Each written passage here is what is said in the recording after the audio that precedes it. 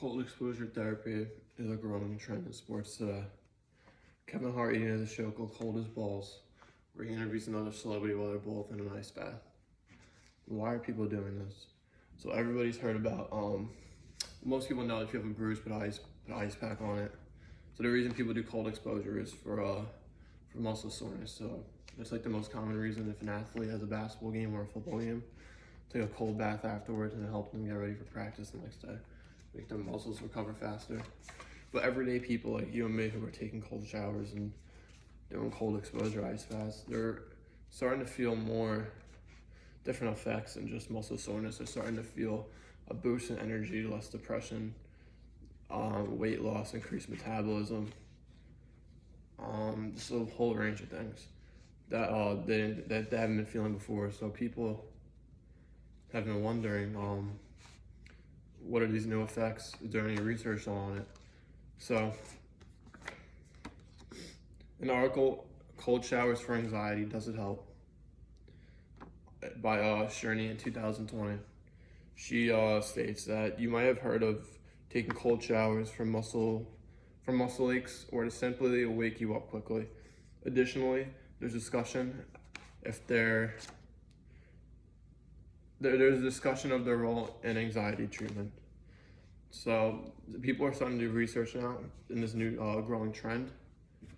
But to really understand what cold exposure is and these benefits, you really need to understand the history, who discovered this, the positives and the negatives. So Wim Hof in 1976 discovered cold exposure for the first time when he jumped in an ice lake. He was 16 years old and hasn't missed a day in 42 years, or 46 years, and he's 62 now. He holds the records. He's actually an extreme water athlete, extreme cold water athlete. That's what he does. And his nickname is Iceman because he holds so many world records. One of his records is he swam 188 feet underwater in a freezing cold lake. Cut a hole in the lake, jumped in, swam 188 feet and came up. Another record was he ran half marathon, which is 13.1 miles, just shorts, no shirt. Another one he did was he sat in a glass tub and they just put all ice around and they submerged him in ice, not water, just ice. He stood there for an hour, 53 minutes. But his most, his craziest world records are he climbed Mount Kilimanjaro, just shorts, and he almost finished Mount Everest in just shorts, but he got a foot injury, not from the cold, just like, I don't know, it was just a different type of injury. So yeah, he's crazy. He really proves that the impossible is impossible. And when people ask him how he's able to do this, he's a huge supporter of the cold showers. He says that the benefits are endless, and he says every person alive should take a cold shower a day. He believes it increases your circulation, blood flow, good for your heart, good for your immune system, alertness, mental clarity, just all types of stuff. All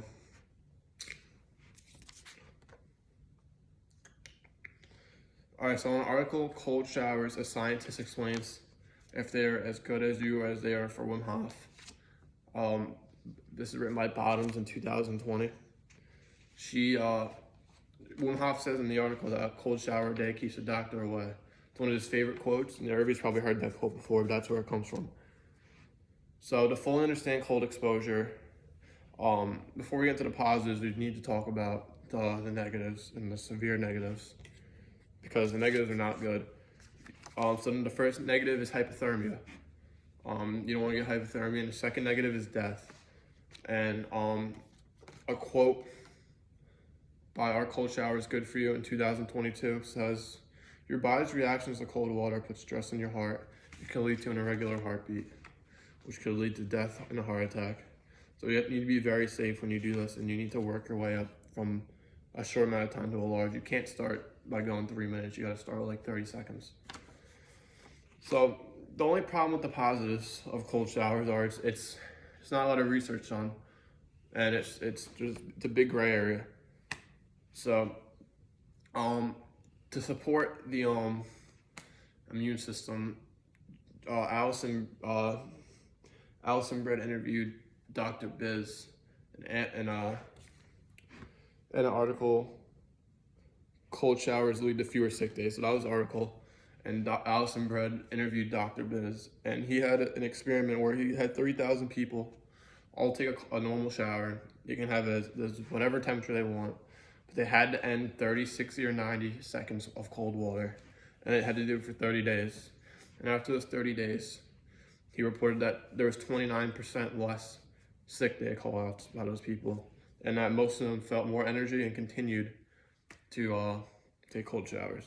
But it's not the best, there's not a lot of evidence behind it. It's not the best research. It's still a gray area. And the other research was if it cures depression, because that was one of Wim Hof's claims, and that's the thing a lot of people are reporting.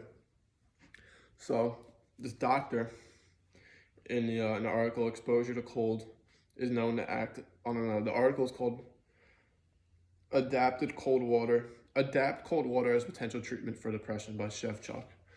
And she writes, exposure to cold is known to activate the synthetic nervous system and release endorphins and adrenaline.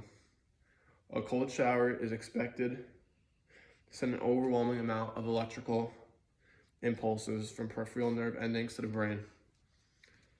So, only problem with that research is that it's a claim made by her, and there's not a lot of research to back it up, if not any. But that's what a lot of people are still feeling at the end of the day. So the research, the positives are it's a very weird topic when it comes to this. But so at the end of the day, cold showers are getting a lot more praise than they deserve based on the research. And even though we do have evidence, like Wim Hof to back it up, who is doing amazing things and helping thousands of people, it's still, you still can't, your life's still at risk, and there's still not, there's more research that needs to be done on it, because it's not, a lot of people are going to get hurt, but it's looking like a pretty good thing, and as more research gets done, it'll probably grow in popularity.